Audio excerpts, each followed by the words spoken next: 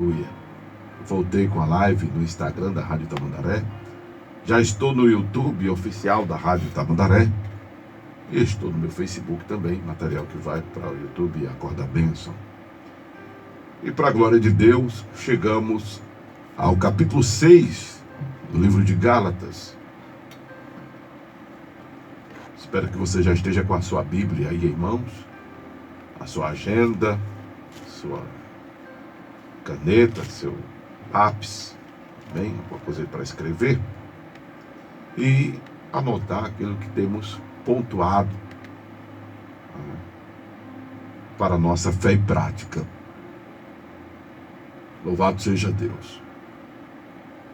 Lembrando que as nossas abordagens, elas são exatamente pragmáticas, não é? Porque a palavra de Deus é para ser vivida. A palavra de Deus é para ser posta em prática por nós. Jesus disse: as palavras que vos falo são espírito e vida. Exatamente porque o propósito da palavra é nós a pormos em prática, é nós vivenciarmos ela, nosso dia a dia, não é? O propósito da palavra é exatamente para que nós a vivemos, a vivenciemos, né? Para o nosso bem. Isso para quem quer que a sua vida seja como uma árvore plantada junto a ribeiros de água, que dá seu fruto da estação própria, as folhas não caem, tudo quanto fizer der certo. Isso para quem quer ter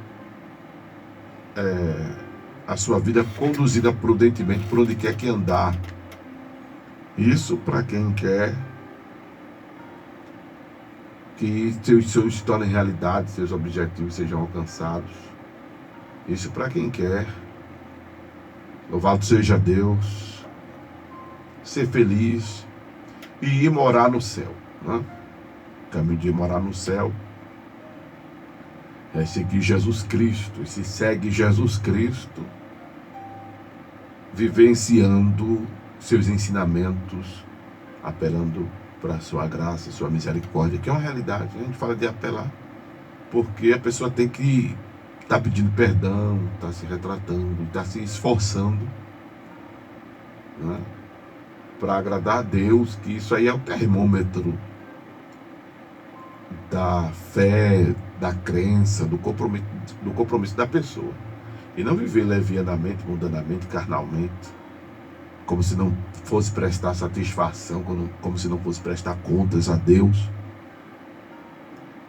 Viver banalmente, como se não tivesse um referencial. Jesus foi bem claro quando ele disse: vos deu exemplo para que façais também. E João Batista disse para que as pessoas produzissem frutos dignos de arrependimento. Paulo fala de andarmos em novidade de vida. Então, a palavra de Deus é para ser realmente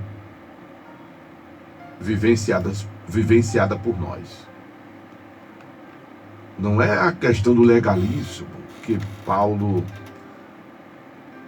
combateu escrevendo esta carta aos irmãos da Galácia, não é? O legalismo implantado pelos judaizantes, que queriam que os gentios passassem agora a viver a lei para se salvar. O legalismo preste atenção, não é obediência. O legalismo é atribuir a salvação a essa obediência. Porque se atribui a salvação a essa ou aquela obediência, se anula o sacrifício de Jesus na cruz. Paulo diz isso nesta carta, e você que está acompanhando comigo essa abordagem, se não acompanhou, depois escuta capítulo 1, 2, 3, 4 de Gálatas e lê a Bíblia, né? Para entender Bíblia, irmão, tem que ler Bíblia. Volta a bater nessa tecla. Não é fazendo um seminário, um curso teológico, que você vai aprender Bíblia. Você tem que aprender. Você quer aprender Bíblia, lê a Bíblia. Não é fazendo um curso de teologia. Seminário não ensina a Bíblia. Ensina teorias teológicas de fulano, beltrano, ciclano. E quando são esses seminários denominacionais, eles puxam o braço para as suas sardinhas. As pessoas são doutrinadas a defender a norma, a regra, a teologia daquela referida denominação. É bom e importante as pessoas entenderem isso.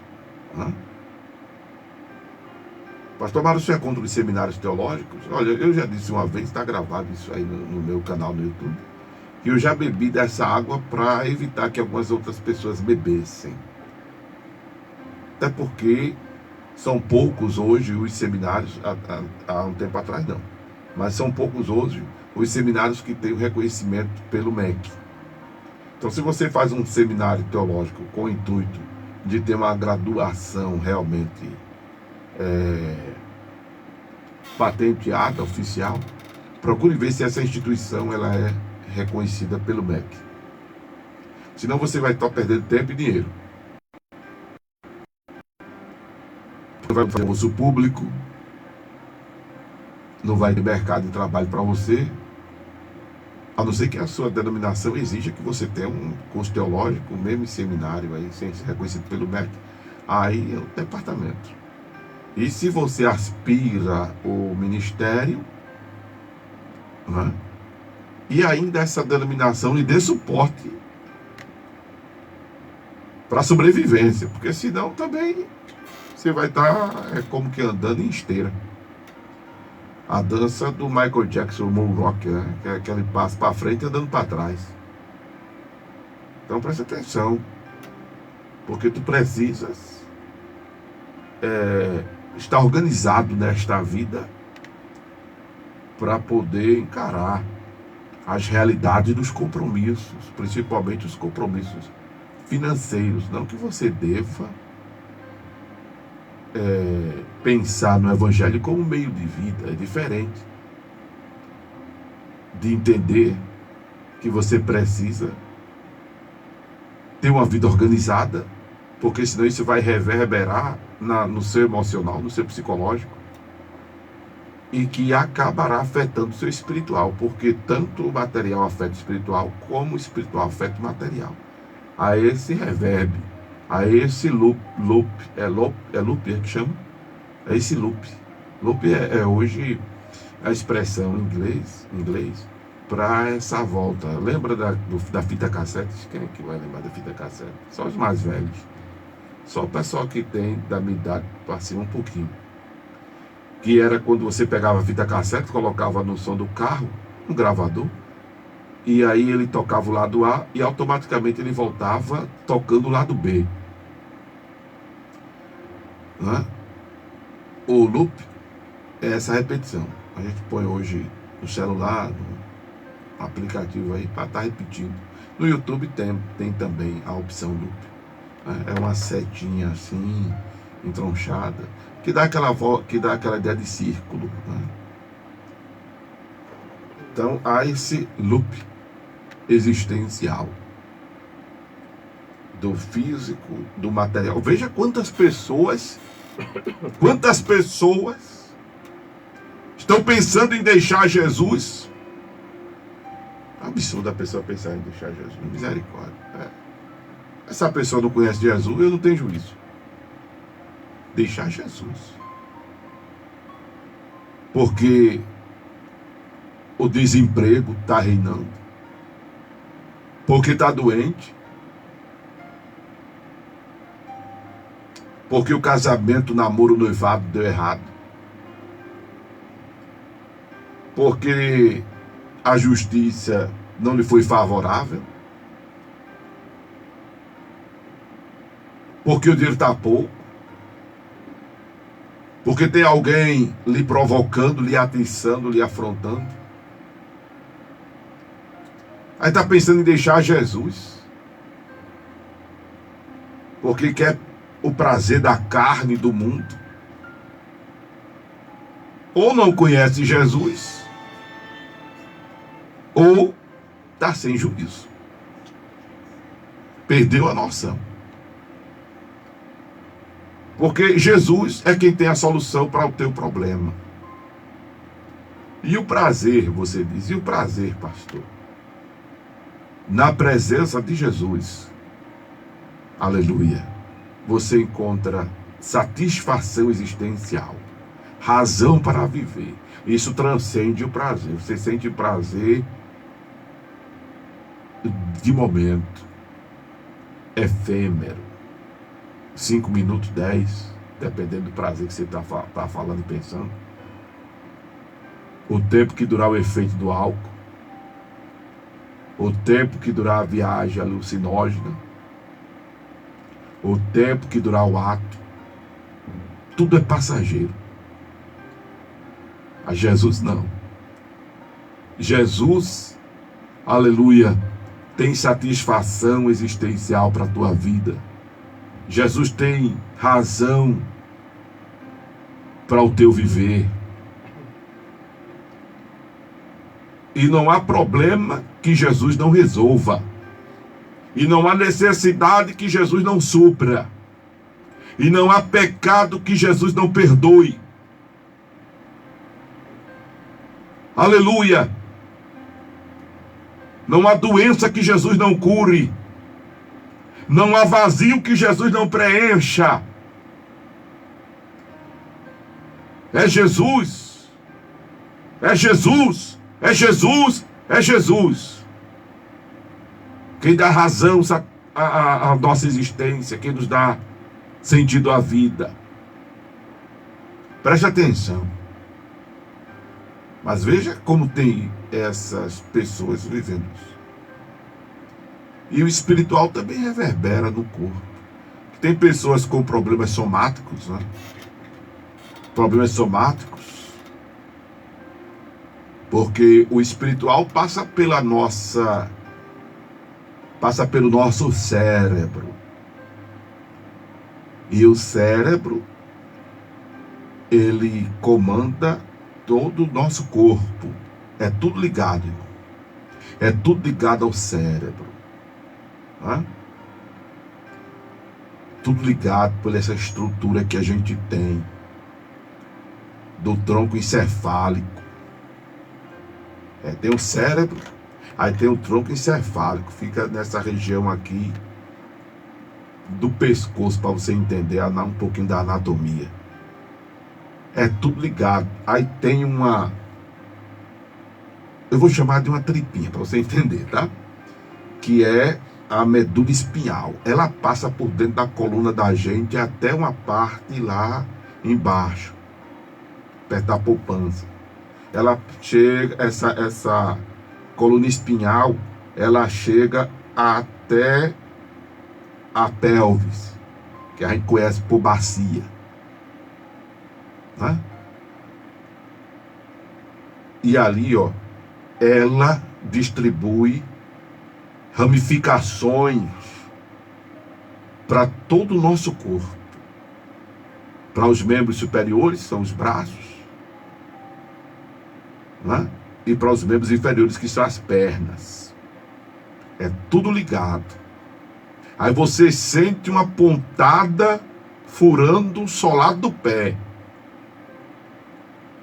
A mensagem vai para o cérebro e volta para você sentir a dor. Quando não está sentindo é porque está com algum problema. Viu? É porque está com algum problema. Ou no pé, ou no cérebro. É bronca.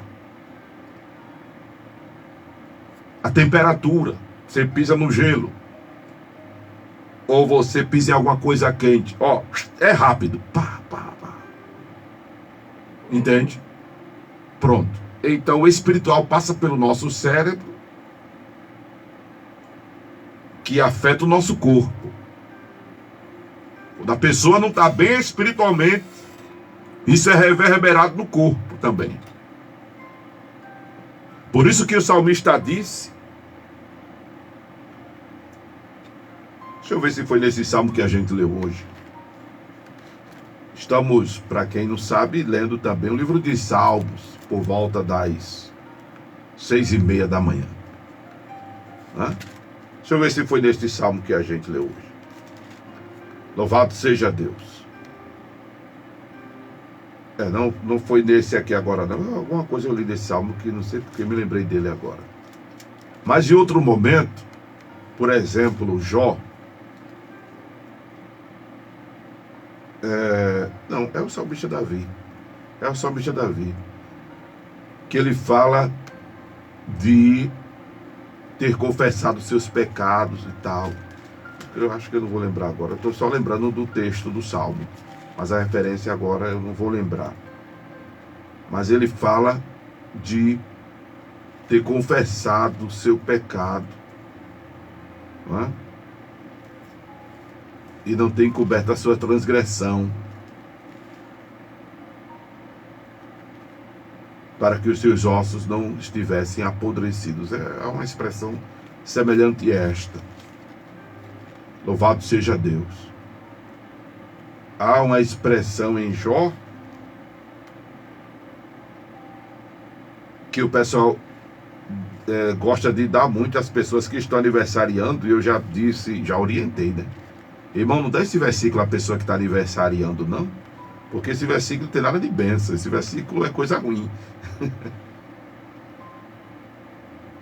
Porque as pessoas mandam, então você está aniversariando hoje, aí a pessoa diz, vai para a tua meditação, Jó 31, verso 34.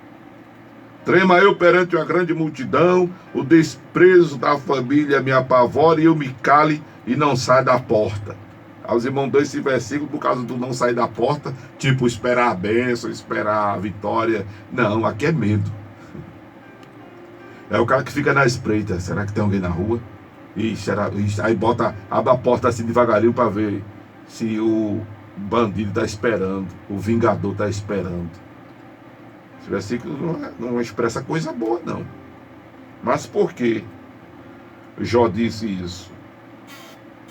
Versículo 33. Se como Adão encobri a minha transgressão, ocultando o meu delito no meu seio, aí ele diz, trema eu, uma grande multidão, do desprezo da família me apavora e me cai lançar da porta. Ou seja, não tem aquela história de que quem deve não teme, né? Aqui é o cara devendo e com muito medo. Isso é um reflexo do pânico. Quando a pessoa não está bem espiritualmente, o pânico toma conta da pessoa. Não é?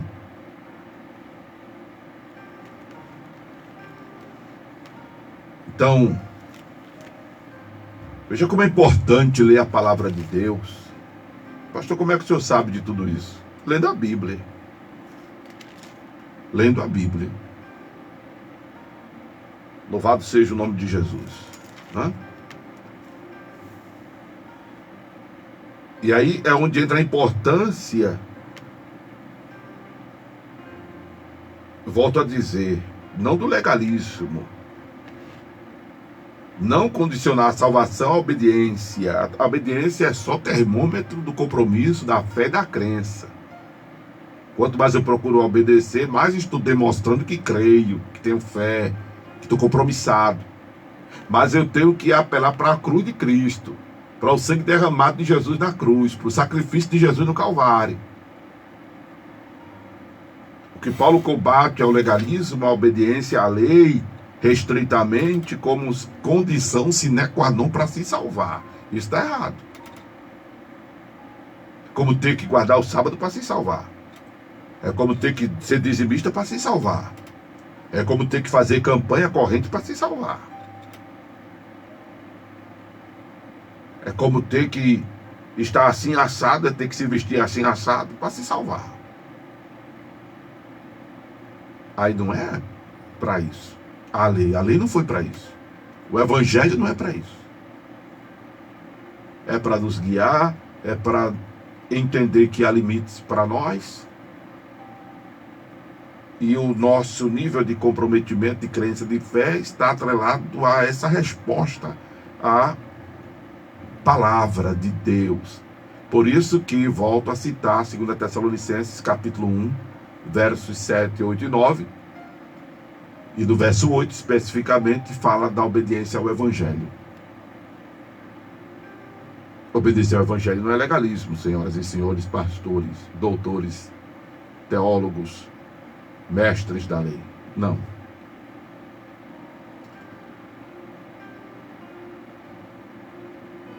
Louvado seja o nome de Jesus. É a obediência ao Evangelho, volto a dizer, instrumento aferidor desse nosso comprometimento com o Senhor.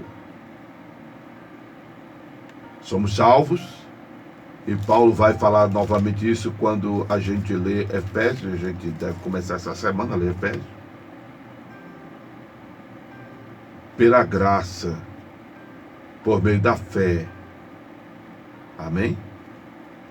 Louvado seja Deus.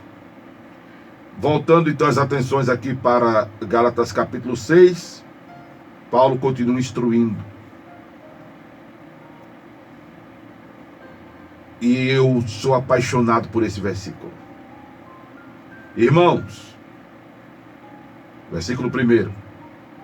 Se algum homem chegar a ser surpreendido em alguma ofensa, vós que sois espirituais, encaminhai o tal com espírito de mansidão, olhando por ti mesmo, para que não sejas também tentado. Olha para aí.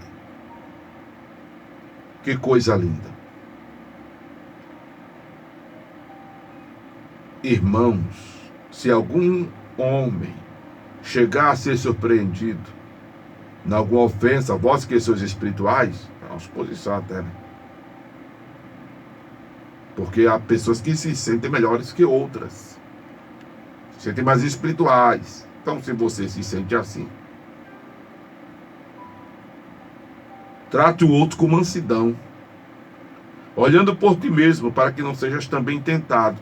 Tem que entender que você é também de carne, tem que entender que também você é pecador, tem que entender que também o seu teto é de vidro. Eita glória! Hã?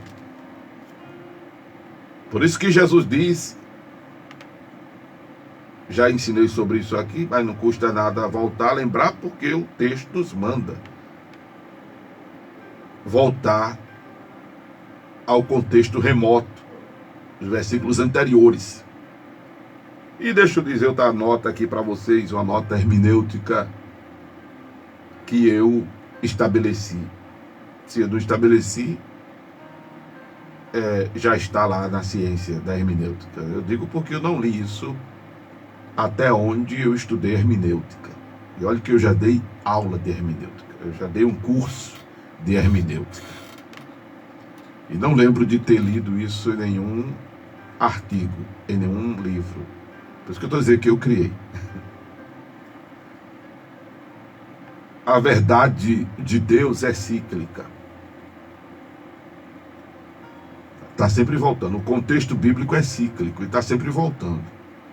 Por isso que a gente fala em Apocalipse, mas volta às vezes para Mateus, volta lá para Gênesis. Mateus, Apocalipse é o último livro da Bíblia. A gente está falando desse movimento cíclico da Bíblia. Né? Essa volta ao contexto remoto, ao contexto posterior, porque quando você lê a Bíblia e ela fica pelo Espírito bem apurada na sua mente, no momento como esse que você está ministrando, o Espírito Santo lhe leva a dar um passeio. Lhe leva a dar um passeio da Escritura Sagrada, que é o que a gente está fazendo aqui pelo Espírito Santo. Tá? E lá em Lucas 17, se referindo a Gálatas 6, Jesus diz: é impossível que não venham escândalos, mas ai daquele por quem vierem. Melhor lhe fora que lhe pusessem ao pescoço uma pedra de moinho e fosse lançado no mar. do que fazer tropeçar um destes pequenos. Olhai por vós, se teu irmão pecar contra ti, repreende-o. Se ele se arrepender, perdoa-lhe. Isso aqui é muito forte. É importante entender que o escândalo não está no pecado em si. Por exemplo, eu pequei hoje, tu sabe. Tu pecasse hoje, eu sei. Os irmãos da igreja sabem. O pessoal do teu trabalho sabe. A tua parentela sabe? Não sabe. Então o pecado em si não é o escândalo. Não é? Porque pecasse com a mente, pecasse em olhar, em ver, de repente em ouvir, em fazer. Se tu és, claro, um cristão e estás fumando baseado na frente de todo mundo, aí tu estás querendo criar problema, né? Tu estás gerando escândalo realmente direto de tu mesmo. Mas quando se refere a esse escândalo aqui, se refere à propagação feita por terceiros. O escândalo é eu pegar o pecado de alguém e colocar no ventilador. A expressão é uma metáfora, porque o ventilador, quando ele está funcionando, né, ele lança o vento, né, ele causa o vento. O vento é o ar em movimento. E aí o que tiver ali, ele joga. Liga o ventilador e põe e abre um saco de farinha e derrama na frente para tu ver. Vai ser farinha até umas horas. Leite, tu qualquer coisa em pó, Nescau, vai ser, olha. Até a água ela vai espalhar assim. Um aerosol, vai espalhar assim, ó. Vamos jogar o ventilador e espalhar. E tem algumas pessoas que fazem isso com a maldade tão grande, com a ideia de piedade, ô fulano. Ora por Beltrano, porque Beltrano adulterou. Beltrano teve uma recaída e tomou uma cerveja, bebeu uma cana. Ora por fulano. São mensageiros de Satanás. Olha, irmão, não é por nada não, mas tu ora por Beltrano, que Beltrano fez isso e fez aquilo outro. Está escandalizando. Está difamando o irmão. Que sem saber a pessoa se retratou com Deus. Olha aí. Mas quando cruza com alguém que foi informado pelo escandalizador, esse alguém já olha para o irmão, às vezes com olhar de desprezo, maneia a cabeça e trata o irmão da forma mais ridícula possível. Por quê? Porque o escandalizador queimou a imagem do irmão. O escandalizador maculou a imagem do irmão para o fulano, para o Beltrano, que de repente tem uma grande estima. Veja que coisa ridícula. Jesus está dizendo que quem faz isso é melhor que seja amarrado uma pedra no seu pescoço e essa pessoa seja lançada no mar. É isso que está dizendo. Aí, para evitar isso, Jesus está dizendo, Jesus, Lucas 17, olhai por vós. O que significa esse olhar por vós? Significa exatamente isso aqui, ó. Como é que você gostaria de ser tratado se fosse você? Se fosse você que fosse pego no flagra. No flagra. A palavra é flagra. Eu tenho um problema com essa palavra aí. Se fosse você que fosse pego com a mão na massa. Se fosse você que fosse visto. Se fosse você que cometesse o erro, como era que você gostaria de ser tratado? É isso que a palavra de Deus está colocando aqui para nós. Entendeu, irmão? E aí veio o ensinamento do Senhor, através do apóstolo. Aleluia. Pastor Amaro, eu nunca ouvi isso. É porque a turma não prega a Bíblia, né? Pensa que Bíblia é só vitória, só bênção, só. Né? É bronca, né? Amém? A palavra é flagra. Não é nem flagra, nem... mas eu disse a palavra certa, né? Eu disse que eu tenho um problema com essa palavra, na dúvida. Né? Que às vezes não sai o flá nem o gra. É flagra. Pronto. Se a pessoa, se fosse você, pego no flagra. Se fosse você que fosse pego com a mão na massa. Como é que você gostaria de ser tratado? Aí em outro momento, Jesus ensina: o que quereis que os homens vos façam, fazei vós também. Porque tem gente, aí Paulo diz, vós que sois espirituais, que tem gente que se acha melhor. Se acha melhor. Uma vez eu ouvi um irmão criticando um outro que tinha cometido um ato de infidelidade conjugal, o famoso adultério. Mas esse irmão, ele é casado 2 vezes. Ele está em estado de adultério oficial, criticando o outro que cometeu adultério. Vê que é o sujo falando do mal lavado, como diz a história.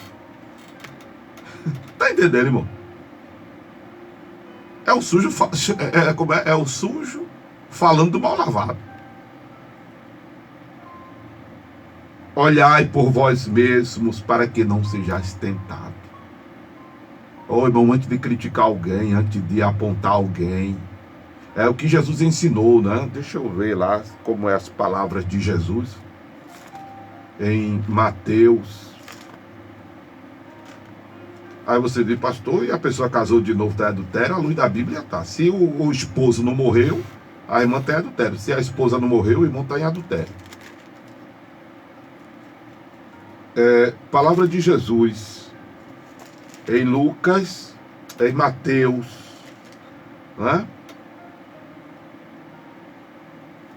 Porque reparas tu no argueiro que está no olho do teu irmão, e não vês a trave que está no teu olho? Olha aí. É forte, mas essa palavra. E aqui nós somos orientados por Paulo a cuidar muito de nós, a ser exigente com nós, né? Outro momento que a gente tem que andar na abordagem, né? Que parece uma contradição, mas não é. Vou explicar. Versículo 2 de Gálatas 6, voltamos para Gálatas. Levai as cargas uns dos outros, e assim cumprirei a lei de Cristo. Mas no versículo mais adiante diz, o 5, cada um levará a sua própria carga. Aí tem que entender o contexto. O levar a carga um do outro aqui é exatamente a empatia. É a empatia. É o que... Aí vamos passear na Bíblia. Romanos capítulo 15. Romanos capítulo 15. Já citamos Lucas 17:3. E em Romanos capítulo 15, o apóstolo Paulo diz: mas nós que somos fortes, quem é forte? Só você, se você acha que é. Devemos suportar as fraquezas dos fracos e não agradar nós mesmos. Então, levar a carga uns dos outros é suportar a fraqueza dos fracos. Para quem se acha forte, porque há quem se ache forte. Há quem se ache forte. Romanos 14. Romanos 14. Ora, quanto aos que está enfermo na fé, recebei-o, não em contenda sobre dúvidas. Ou seja, levar a carga um do outro é receber o suposto enfermo na fé, que é aquele irmão inseguro, que é aquele irmão que não tem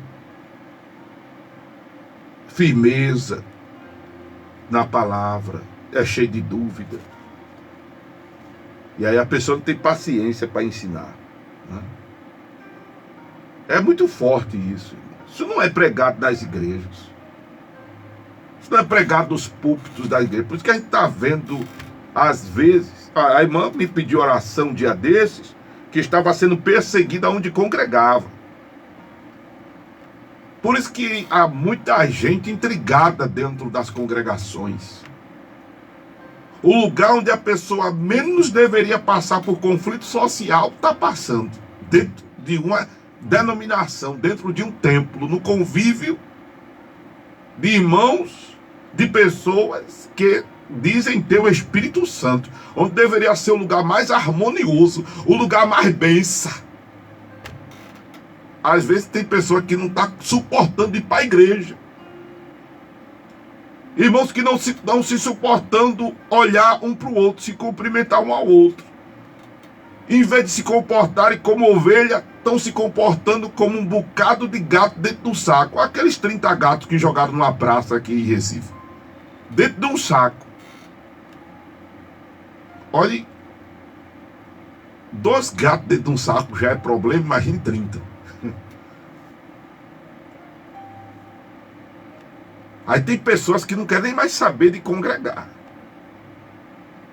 Por causa de conflitos sociais. Lugar onde menos deveria ter esse tipo de coisa. Perseguição. A irmã me pediu oração um dia desses. Pastor, ora por mim, que eu estou sendo perseguido onde congrego. Tem gente com inveja, querendo o cargo do outro. É gente que não faz e não deixa os outros fazer. João se deparou com uns elementos desses. Eu esqueci o nome do cidadão agora. Diótrefes, me lembrei. Diótrefes. João se deparou com um irmão desse, nenhuma das suas cartas, Diótrefes, né? Porque para atrapalhar quem faz e não faz, só sendo Diótrefes mesmo, né? É um trocadilho. Diótrefes, de onde vem, eu penso, o termo idiota. Mas tem, absurdo, mas tem. Pessoas que só fazem criticar, não ajudam. Sai falando mal do pastor, sai falando mal da dirigente de ciclo de oração, sai falando mal da dirigente de campanha, sai falando mal do conjunto, do irmão que toca. Ô irmão, se o irmão não toca bem, vai ensinar ele. E tu não acha que toca bem, então vai ensinar ele. O irmão não canta bem, vai ensinar. Agora tem irmão que não é humilde, não aceita que não faz coisa direito. Eu gosto de orientar as pessoas. É difícil, mas Deus até me deu um jeito para eu chegar para as pessoas e dizer: minha benção, faz assim, faz assado. Só que quando eu percebo que a pessoa tem resistência, eu não chego nem perto, porque pode me morder. Aí eu oro: Jesus, fala com essa pessoa, Jesus, manda alguém para orientar. E tem pessoas que não são humildes, né? Eu dizia direto aos obreiros da igreja: tu percebe que o irmão não canta direito, dá oportunidade para ele pregar a palavra. Mas o irmão quer cantar, então evita de dar oportunidade dele para cantar. Uma coisa é dentro da igreja, outra coisa é você no meio da rua, não é? Uma coisa é você dentro da igreja. Igreja é lugar de acolhimento. Mas se a pessoa não sabe cantar, vai cantar no meio da rua, a turma vai criticar. Aí, ao invés de querer chegar perto para ouvir, vai se distanciar. Entende, irmão? Tem que ter humildade. E ser humilde não é fazer a coisa feia nem errada. Ser humilde é reconhecer que não está dando para aquilo no momento. Levar a carga um dos outros é esse acolhimento, é esse suportamento. E assim cumprireis a lei de Cristo. O que é a lei de Cristo? É amai-vos uns aos outros. Como diz o poeta, é o novo mandamento de esperança, vida e luz, que saiu dos lábios santos, santos lábios de Jesus. Amai-vos, pois quem ama cumpre a lei. Amai-vos uns aos outros, como eu vos amei. É assim. Agora, pulando aqui para explicar o versículo 5. Cada um levará as suas próprias cargas. Isso aí são os seus problemas. O problema é teu. O teu problema é teu. A tua prova é tua. A tua luta é tua. A tua tentação é tua.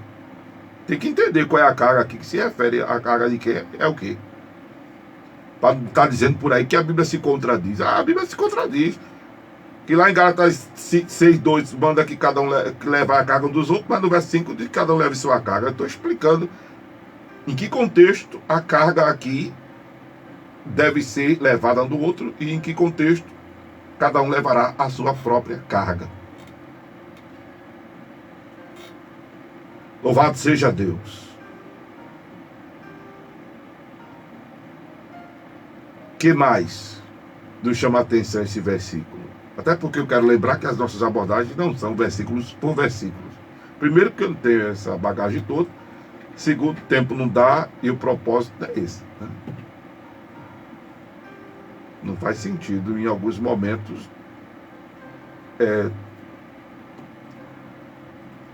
para o texto ser falado isoladamente, né? Nem se pode, né, irmão? Por isso que a gente faz esse passeio do Novo, do Velho Testamento em si. Verso 7, que torna também esse capítulo conhecido. Não erreis, Deus não se deixa escarnecer, porque tudo que o homem semear, isso também ceifará. Olha aí, é a lei da semeadura. Eu já disse em outras abordagens aqui que tanto o mal como o bem é um bumerangue. Né? Você faz o bem e o bem volta. Pode não voltar pelaquela mesma pessoa a quem você fez o favor, a quem você foi prestativo, mas você fez sem interesse, você fez porque você é servo de Deus, você fez porque você é uma pessoa generosa. Eu falei ontem isso aqui, que tem pessoas que não são convertidas ao Evangelho e se sai melhor em algumas coisas, em algumas ações, em alguns comportamentos do que quem é convertido ao Evangelho. Expliquei por que isso.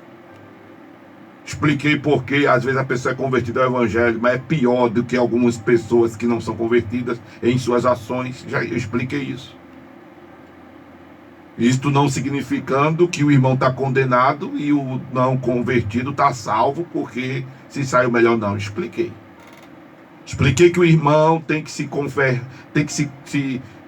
esforçar para melhorar, tem que se esforçar para produzir o fruto do Espírito. E expliquei que o não convertido, por ser gente bacana, boa, prestativa, um amor de pessoa, mas precisa se converter para se salvar. Precisa se converter para se salvar. Expliquei tudo de ontem na abordagem do capítulo 5. Se você não assistiu, vai no YouTube da Rádio Tamandaré, vai no Instagram, tem a abordagem de hoje, vai no YouTube do Acorda Benção, tá tudo aí, tá? Para você ouvir a hora que quiser e quando quiser, e onde tiver. Expliquei tudinho aí, expliquei, tá lá a abordagem. Gálatas capítulo 5, Gálatas capítulo 4, Gálatas capítulo 3, 2, tá tudinho aí. Parece que só no YouTube que eu não estou colocando isso, tem até que fazer isso também. Mas tem as datas, tem as datas. E no começo do YouTube não tem, principalmente da Rádio Tamandaré, não tem bicho de 7 cabeças para achar a abordagem não, porque eu já entro na live dizendo qual é o capítulo. Não é isso, Sérgio? Então não tem, ficar perdido. No do YouTube do Acorda Benção, que Luciano que edita para mim, meu menino de ouro, ele coloca a descrição do vídeo, lá. Mas no Instagram da Rádio Tamandaré e no YouTube não tem bicho de 7 cabeças, porque quando eu entro na live eu já digo qual é o livro e o capítulo que eu estou abordando. Então, estamos terminando hoje o capítulo 6 de Gálatas. E a mensagem não poderia ser diferente. Tinha que ser isso que que Paulo está nos entregando aqui. Louvado seja Deus. Aleluia. Outra coisa. Eita, essa está descendo do céu agora também. Em verso 10. Então, enquanto temos tempo, façamos o bem a todos, mas principalmente aos domésticos da fé. Fazer o bem, eu quero me estender, inclusive, ao dar a paz do Senhor. A gente não só deve dar a paz do Senhor a quem é evangélico, a quem é da nossa congregação. Paz do Senhor, irmão. Se quiser dar bom dia, boa tarde, boa noite, beleza. Mas não tem problema de você dizer a paz do Senhor, irmão. Amém. Se a pessoa não responder, a paz volta para você, meu irmão. fazer o bem a todos, independente de quem seja. Agora diz também principalmente aos domésticos da fé. Quem são os domésticos da fé? Primeiro são os da nossa convivência grupal. Eu me refiro à congregação, onde eu congrego, me refiro à denominação que eu faço parte. Mas se chega um irmão de outra denominação pedindo ajuda, eu vou me negar? Mano, te vira. Vai procurar a tua igreja. Vai procurar o teu pastor. Não, tá errado. Eu me lembro que eu congrego no Templo do Corpo de Cristo e hoje estamos desenvolvendo a igreja mais que virtual. Acredita que eu assisto mais pessoas de outras denominações do que os irmãos da denominação que eu respondo por ela, Sérgio? Irmãos da Assembleia Batista, de onde for. Até que não é convertido ao Evangelho. A igreja mais que virtual atende. E quando o Templo do Corpo de Cristo estava com a sua estrutura física presencial, que em breve voltará, a gente atendia irmãos de diversas denominações, fazendo jus ao que diz a palavra de Deus. E eu sempre orientei as ovelhas. Conhece o irmão de outra denominação que está precisando? Deve chegar junto. Porque nós somos um só corpo. E em 1 Coríntios capítulo 12, é outro passeio que o Senhor nos leva na Bíblia. 1 Coríntios 12, 25 diz: cuidai uns dos outros. Cuidai uns dos outros. Quer ver?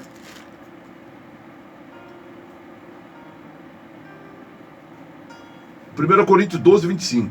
Eu só me lembrei de uma pequena parte, mas o versículo todo diz assim: para que não haja divisão no corpo, mas antes tenham os membros igual cuidado uns dos outros.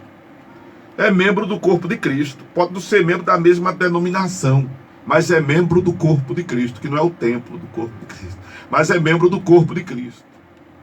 Irmãos, não se neguem de ajudar o outro. Agora, infelizmente, a gente está numa época difícil, né, irmão? Venhamos e convenhamos, principalmente na igreja em Pernambuco. Está um problema. Se esse problema estiver acontecendo em outros estados, a igreja brasileira está falida. Eu já disse aqui na abordagem de Coríntios que a igreja evangélica está precisando de uma reforma. Eu falo disso direto. Mas se isso estiver acontecendo além das fronteiras de Pernambuco, a igreja brasileira está falida. O que é, pastor? Pastores que impedem ao ponto de disciplinar irmãos que visitam outro ministério. Isso é um absurdo. Está contrariando o que... Olha o outro passeio que o Espírito Santo está nos levando. Está contrariando o texto de 1 Pedro, capítulo 5, que diz para que nós pastores não tenhamos domínio sobre a herança de Deus. Tem pastor que quer mandar até no rádio do irmão. Nota, se tu ouvir, vai estar mandando, tu vai ser disciplinado. Isso existe. Aí tu não pode visitar outra denominação, porque senão, se o pastor souber, tem irmão que eu me lembro que eu não era nem visitando outra congregação, eu era bem novo convertido. Eu estava pregando na praça, aí o irmão passou por mim e disse: Amaro, tu falasse com o presbítero para estar pregando o evangelho aí? Aí eu disse: eu não converti, não foi nem ignorância. Aí eu disse: por quê? Ele é o dono da praça? Eu falei: não foi com ignorância não foi com... Entendeu? Pensei que o presbítero não era a praça era dele. Mas não, porque tu tem que falar com o presbítero da igreja. Eu disse: é. Eu não sabia, era novo convertido, novo no sistema. Mesmo assim eu fui falar com o presbítero. Aí o presbítero disse que eu tinha que falar com o superintendente das campanhas evangelizadoras. Disse tudinho para eu pregar o evangelho. Misericórdia. Oh, meu Deus do céu. Bem, eu, da época, né, fui nessa vibe aí. Oh, meu Deus do céu. Tem tanta coisa que o pessoal fica querendo engessar, desnecessário. E o cúmulo do absurdo é esse: querer mandar na vida das ovelhas. Está contrariando 1 Pedro capítulo 5. Bem, amados, eu penso que Vamos voltar a Gálatas, sem dúvida, como voltamos hoje a Coríntios. Mas eu penso que entreguei aquilo que recebi do Senhor nessas abordagens. Se a palavra não fez nada com você, foi a voz de Amaro Corrêa que você ouviu. Mas se ela lhe exortou, lhe consolou, lhe edificou, mexeu com você, lhe impactou, aí o que você ouviu foi a voz de Deus, a voz do divino.